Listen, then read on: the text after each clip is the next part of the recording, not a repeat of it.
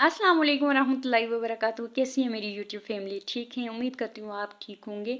तो आज मेरी दुआ है कि अल्लाह अज़्ज़ा व जल्ला तमाम बीमारों को शिफा अता फ़रमाए, तमाम बेऔलादों को औलाद अता फ़रमाए, तमाम कमज़ोर ईमान वालों को एक कवी ईमान अता फ़रमाए। आमीन सुम्मा आमीन। तो अपनी आज मैं वीडियो शुरू करने से पहले मैं आप लोगों से इल्तमास करती हूँ कि मेरे यूट्यूब चैनल को सब्सक्राइब करें, और अगर आपको ये वीडियो पसंद आती है तो शेयर भी करें, और साथ ही साथ लाइक भी कर दिया करें, ठीक है। इस तरह मुझ में मज़ीद ताकत आ जाती है, एनर्जी आ जाती है कि मैं आपके लिए मज़ीद इंफॉर्मेटिव वीडियोज़ लाऊँ। तो प्लीज़ मुझे सपोर्ट किया करें कि आपकी सपोर्ट मेरे लिए एक खुराक की तरह होती है कि जैसे ही ये खुराक मुझे मिलती है मैं मज़ीद ताज़ा दम हो जाती हूँ। तो आज का टॉपिक जो है तो मैं आपसे ज़िक्र करती हूँ, बड़ा इंटरेस्टिंग टॉपिक है। वो है कि यहूदियों से बदबू क्यों आती है। आज मैं अपने इंस्टीट्यूट में फ़लस्तीन के मुतालिक बात कर रही थी कि नाज़रीन व सामीन में से किसी ने सवाल किया कि मैंने सुना है कि यहूदी बदबूदार होते हैं, इनसे बदबू आती है। तो मेरा सवाल ये है कि इनसे बदबू क्यों आती है, वजह क्या है कि इनसे बदबू ख़त्म ही नहीं होती सफाई के बावजूद। चूँकि मेरा अगला टॉपिक भी इन्हीं सवालों के जवाब के मुतालिक होता है, तो मैंने इनसे कहा कि आपने बहुत अच्छा सवाल किया है, अगर बाकी भी मुतफिक हैं तो इंशाल्लाह हम कल इस टॉपिक पे बात करेंगे। तो बाकी सब की पुरजोश तायद के साथ ही हमने अगले दिन इस टॉपिक पे गुफ्तगू में आप लोगों के साथ शेयर करना चाहूँगी। क्योंकि आप लोग फिज़िकली मेरे इंस्टीट्यूट में तो नहीं आ सकते, लेकिन मैं इस प्लेटफॉर्म के थ्रू आप लोगों तक ये इंफॉर्मेटिव वीडियोस के थ्रू मैं आप लोगों को ये इन्फॉर्मेशन पहुंचाती रहूँगी इंशाल्लाह। और आप लोग भी अल्लाह करे अगर एक बंदे को ही मेरी इन वीडियो से फ़ायदा मिला ना, यकीन जाने मैं समझूँगी मेरी ज़िंदगी कामयाब हो गई है। ये नहीं कि 100 बंदे सुनेंगे तो वही मेरी बातों पे अमल करेंगे, यकीन करेंगे और अपनी ज़िंदगी संवारेंगे, अपने ईमान को ताज़ा करेंगे। ऐसा नहीं है। अगर 100 में से एक बंदा भी अपनी ज़िंदगी की इस्लाह मेरी वीडियो के थ्रू कर लेगा तो यकीन जाने मेरी यही सबसे बड़ी कामयाबी होगी। तो इसीलिए मैंने ये वीडियोज़ जो मैं अपने वो इंस्टीट्यूशन में बात करती हूँ, वो जो टॉपिक होता है वही मैं आके घर फिर वो वीडियो बनाती हूँ, बना के तो फिर ये यूट्यूब पे अपलोड कर लेती हूँ। तो इंशाल्लाह आपको भी फ़ायदा होगा, आप मुझे भी सपोर्ट करें ताकि मुझ में भी ज़्यादा ताकत आए, ज़्यादा हिम्मत आए, मेरा हौसला भी बढ़े, ताकि मैं इस तरह की बहुत इंफॉर्मेटिव वीडियोज़ मैं आप तक पहुँचाती रहूँ और हम एक दूसरे का हौसला बनकर इस दुनिया में कामयाब ज़िंदगी गुजार के फिर अल्लाह के हुजूर हाज़िरी दें। ये है कि यहूदियों से बदबू क्यों आती है। तो पहले हम ये देख लेते हैं कि यहूदी कौन है, इनका अकीदा क्या है। डिक्शनरी में यहूदियों की तारीफ यूँ की गई है कि यहूदी यहूदा के कबीले का एक रुकन, एक इसराइली, यानी 6ठी सदी कबल इस मसीह से फ़लस्तीन की सरजमीन पर मौजूद कौम का एक फ़र्द, जो कदीम यहूदी कौम की नस्ल के बकिया या तब्दीली या मजहब के वसीले से यहूदी कौम से ताल्लुक़ रखता हो, और वो शख्स जिसका मजहब भी यहूदियत हो। तो यहूदियों का ईमान क्या होता है, कौन सा ईमान होता है, यहूदियों के बुनियादी उसूल क्या हैं। मौजूदा दौर में यहूदियत के 5 बड़े फ़िरके पाए जाते हैं। ऑर्थोडॉक्स, क़दामत पसंद, रिफॉर्म्ड, तंजीमों के हामी और इंसानियत परस्त हैं। हर ग्रोह के अकायद और मजहबी तकाज़े हैरत अंगेज़ तौर पर एक दूसरे से टोटली डिफरेंट है। दोनों सामीन बनी इसराइल के वो 70,000 मर्द कौन थे जो एक दिन में ही एक साथ ही फोत हो गए थे। ये हमारा टॉपिक चूँकि ये है कि यहूदियों से बदबू क्यों आती है। तो तमाम यहूदियों से बदबू नहीं आती है, इनका एक ख़ास ग्रोह होता है जिनसे बदबू आती है। धोने के बावजूद, सफाई रखने के बावजूद, महंगे से महंगे परफ्यूम भी आप इस्तेमाल कर लेंगे, लेकिन फिर भी उनसे ये बदबू नहीं जाती। ये एक ख़ास फ़िरका है यहूदियों में से जिनके साथ ये होता है कि उनकी जिस्म से ही बदबू आती है, वो ख़त्म नहीं होती। तो वो इस बदबू के पीछे एक बहुत ही खूबसूरत सा वाक़या है जो सुन के तो बंदे की अकल दंग रह जाती है। उसका ज़िक्र कुरान करीम में भी किया गया है। चलें जी, आज हम वो मैं आपको ये पता करने के लिए कि यहूदियों से बू क्यों आती है, पहले आपको इसका ये ज़रूरी है, आपके लिए ये ज़रूरी है कि आप पहले इस वाक़ये के बारे में जानें। फिर आपको अंदाज़ा हो जाएगा कि ये बदबू इनके जिस्म से क्यों आती है, क्या वजह है। तो नाज़रीन व सामीन, बनी इसराइल के वो 70,000 अफराद कौन थे जो एक दिन में एक साथ ही मर गए, फिर एक ही दिन में ज़िंदा भी हो गए। तो इनको अल्लाह अज़्ज़ा व जल्ला के हुक्म से کون سے پیغمبر کی دعا سے دوبارہ زندہ کیا گیا؟ حضرت حزقیل علیہ السلام کون تھے؟ اور یہ انتہائی حیرت انگیز واقعہ قرآن نے کن الفاظ میں بیان کیا ہے؟ یہی آج ہماری ویڈیو کا ٹاپک ہے، اور آج ہم اس ایمان افروز واقعے پہ ڈسکس کریں گے۔ قرآن فرقان میں سورہ بقرہ کی آیہ نمبر 233 میں فرمایا گیا ہے، جس کا ترجمہ میں آپ کو بتاتی ہوں کہ کیا تم نے انہیں نہیں دیکھا جو ہزاروں کی تعداد میں تھے اور موت کے ڈر سے اپنے گھروں سے نکل کھڑے ہوئے تھے؟ اللہ نے انہیں فرمایا مر جاؤ تو پھر انہیں زندہ بھی کر دی۔ اللہ بڑا فضل کرنے والا ہے، مگر کچھ لوگ بڑے ناشکرے ہیں۔ اللہ نے اس آیت میں حضرت حزقیل علیہ السلام کی قوم کے بارے میں ذکر کیا ہے۔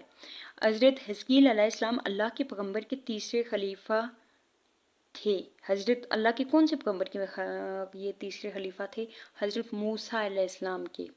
حضرت موسیٰ علیہ السلام کی وفات کے بعد خلیفہ اول حضرت یوشع بن نون تھے، جن کو نبوت عطا فرمائی گئی۔ اس کے بعد کالب بن یوحنا تھے۔ پھر اس کے بعد حضرت موسیٰ علیہ السلام کے جانشین ٹھہرے کون بلا؟ حضرت حزقیل علیہ السلام۔ حضرت حزقیل علیہ السلام حضرت موسیٰ علیہ السلام کے تیسرے خلیفہ اور جانشین ہوئے، اور اللہ نے انہیں نبوت سے بھی سرفراز کیا۔ حضرت حزقیل علیہ السلام کا لقب ابن العجوز بھی تھا، بڑھیا کے بیٹے۔ اس کا مطلب ہے بڑھیا کے بیٹے، اور آپ ذوالکفل کے نام سے لقب سے بھی جانے جاتے ہیں۔ تو حضرت حزقیل علیہ السلام کو ابن العجوز کا لقب کیوں دیا گیا؟ یعنی بوڑھیا کے بیٹا کہلانے کی وجہ کیا تھی؟ وہ اس وقت پیدا ہوئے جب کہ ان کے والد محترم اس دارالفانی سے کوچ کر چکے تھے، اور والدہ محترمہ بڑھاپے کی دہلیز پر سر ٹکائے بیٹھی تھی۔ اور آپ کا لقب ذوالکفل اس لیے ہوا کہ آپ نے اپنی کفالت میں لے کر 70,000 افراد کو قتل ہونے سے بچایا، جن کو بنی اسرائیل نے قتل کرنے کا عہد کر لیا تھا۔ پھر وہ خود بھی اللہ کی کرم سے یہودیوں کی تلوار سے بچ گئے تھے۔ پھر کئی برس تک زندہ رہ کر قوم کی رائے حق کی کوششوں میں سرگرداں رہے۔ 70,000 مردوں کا زندہ ہونے کا واقعہ یہ کچھ یوں ہے کہ بنی اسرائیل جو حضرت حزقیل علیہ السلام کے شہر میں رہائش پذیر تھے، شہر میں طاعون کی وبا پھیلنے کی وجہ سے، موت کے خوف سے اور ڈر سے سب شہر چھوڑ کر ایک جنگل میں بھاگ گئے، اور وہاں یہ رہنے لگے۔ اللہ کو ان کا یہ عمل پسند نہیں آیا۔ اللہ نے ایک عذاب کے فرشتے کو بھیجا، تو فرشتہ ایک پہاڑ کے پیچھے چھپا اور وہاں سے چیخ لگائی کہ یا موتو، مطلب سب کے سب مر جاؤ۔ تو بنا کسی بیماری کے کسی بھی بیماری سے ان کی اموات ہو گئی تھی، جن کی تعداد 70,000 تھی، تو یقیناً ان کا کفن دفن بھی بہت مشکل تھا۔ تو اتنی زیادہ تعداد ہونے کی وجہ سے ان کو کوئی بھی دفن نہیں کر سکا، کوئی بھی ان کو کفن دے کر غسل دے کر دفن کر ہی نہیں سکا۔ تو پھر یہ ہوا کہ ان کی 8 دن تک لاشیں وہاں جنگل میں ہی پڑی رہی، کھلے عام پڑی رہی۔ تو وہاں سے ان کے گلنے سڑنے کی بدبو پورے جنگل میں پھیل گئی، اور ساتھ ہی ساتھ اطراف میں بھی یہ بدبو پھیل گئی۔ تو کچھ مہربان لوگوں نے یہ کیا کہ ہم ان کو اٹھا کے دفن تو نہیں کر سکتے، لیکن کم از کم ہم ان کی حفاظت کا صرف اتنا سا انتظام کر سکتے ہیں کہ ہم ان کی چاروں اطراف 4 دیواری بنا دیتے ہیں، تاکہ ان کو کوئی جانور یا درندہ کھا نہ جائے۔ ان مہربان لوگوں نے ان کی اطراف میں 4 دیواری بنا لی۔ ایک دن ایسا اللہ کا کرنا ایسا ہوا کہ حضرت حزقیل علیہ السلام کا گزرنا ہوا، وہاں سے اس جنگل سے گزر ہوا، تو اپنی قوم کی اس حالت کو دیکھ کر وہ تڑپ اٹھے کہ میری قوم کے کچھ لوگ، حالانکہ تعداد کافی زیادہ تھی، کہ وہ کیسے اور کس حال میں پڑے ہوئے ہیں۔ تو وہ تڑپ اٹھے اور اللہ سے فریاد کرنے لگے، گڑ گڑانے لگے کہ اللہ، یہ میری قوم کے بندے ہیں، مجھے ان سے بڑا انس ہے۔ یہ کچھ مشکلات میں میرے ساتھ کھڑے بھی تھے، اور آج ان کی یہ حالت دیکھیں۔ بے شک اللہ، میری قوم گناہ گار تھی، اس نے ایک گناہ کیا ہے، اس نے ایک غلطی کی ہے کہ وہ موت کے ڈر سے وہاں سے اٹھ کے یہاں جنگل میں بسیرا کرنے آ گئے۔ حالانکہ موت تو کہیں بھی نہیں چھوڑتی، جو مقرر ہے، جو دن جو گھڑی، وہاں سے کوئی 1 سیکنڈ کے لیے بھی اس کو آگے پیچھے نہیں کر سکتا۔ تو حضرت حزقیل علیہ السلام رونے لگے، گڑ گڑانے لگے کہ اسی وقت حضرت حزقیل علیہ السلام پر وحی نازل ہوئی، اور اللہ کا حکم ہوا، حزقیل، ان ہڈیوں سے فرما دیجئے کہ یہ اکٹھی ہو جائیں۔ تو حضرت حزقیل علیہ السلام نے فرمایا، تو ان کے فرماتے ہی ہڈیوں میں حرکت پیدا ہوئی، اور ہڈیاں جمع ہو کر ڈھانچے بن گئے۔ پھر دوبارہ یہ وحی نازل ہوئی کہ آپ کہہ دیجئے کہ تمہیں اللہ حکم دیتا ہے کہ گوشت کی تہیں پین لو۔ یہ حکم ملتے ہی ڈھانچوں پر گوشت کی تہیں چڑھنے لگی۔ پھر تیسری بار وحی نازل ہوئی کہ کہہ دو تم انہیں کہ تم سب اٹھ کر کھڑے ہو جاؤ، زندہ ہو جاؤ۔ حضرت حزقیل علیہ السلام کے کہتے ہی سب کے سب اٹھ کھڑے ہوئے، تمام کے تمام مردہ زندہ ہو کر کھڑے ہو گئے۔ اللہ کے حکم سے پھر لمبی مدت تک یہ زندہ رہے اور شہر میں بستے رہے، لیکن ان کے جسموں پر اس موت کا اثر اور نشان یوں رہ گیا کہ ان کے جسموں سے سڑی ہوئی لاش کی طرح بدبو آنے لگی، اور وہ جو بھی کپڑا پہنتے تو وہ کفن کی طرح میلا ہو جاتا۔ یہ اثر آج تک یہودیوں کی اولاد میں ہے۔ جو یہودی بھی اس نسل سے تعلق رکھتا ہے، اس یہودی کے جسم سے بدبو آتی ہے۔ اس کے کپڑے، وہ جیسے کپڑے پہنتا ہے وہ کفن کی طرح میلے ہو جاتے ہیں۔ تو یہ ان کی نسل سے جو بھی یہودی بلونگ کرتا ہے اس کے جسم سے کبھی بھی بدبو نہیں جاتی۔